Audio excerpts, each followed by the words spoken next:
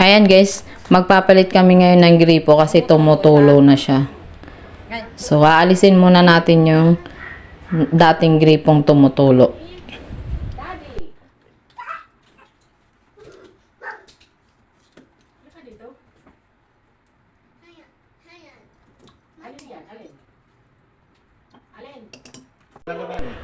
Yan, ito na yung bagong gripong ilalagay natin. So, bago natin siya ikakabit, lalagyan muna natin siya ng Teflon, guys.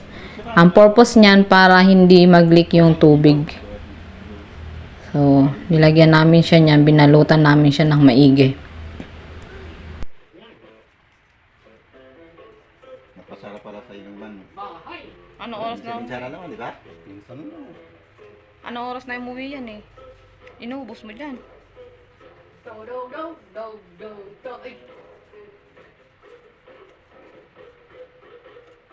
Monster! Ang pagkasama hibat niya lang, Monster! Monsa? May kaislangan na kalan. Ano ka, Amerikano? Ay, may kaislangan mo?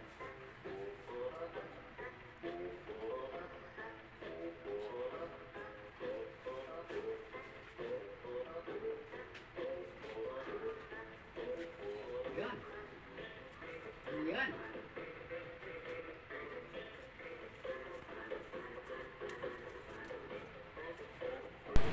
Ayan guys, inubos niya yung isang buong ng Teflon para hindi talaga siya maglilik. Para talagang ma-fit siya doon sa paglalagyan niya. Ayan, kapag nalagay na natin lahat yon, yan, ikakabit na natin yung bagong gripo.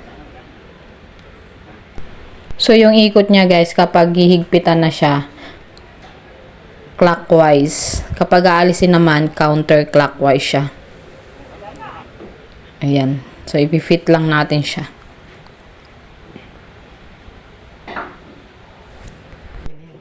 Tingnan mo nga, mabuksan mo.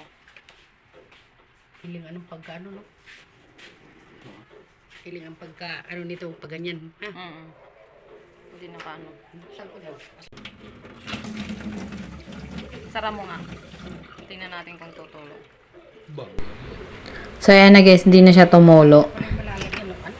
Kung ganun lang yung pagpapalit ng gripo guys, napakasimple lang. Kahit walang masyadong tools na gagamitin, basta yung Teflon lang at saka yung bagong faucet na ilalagay.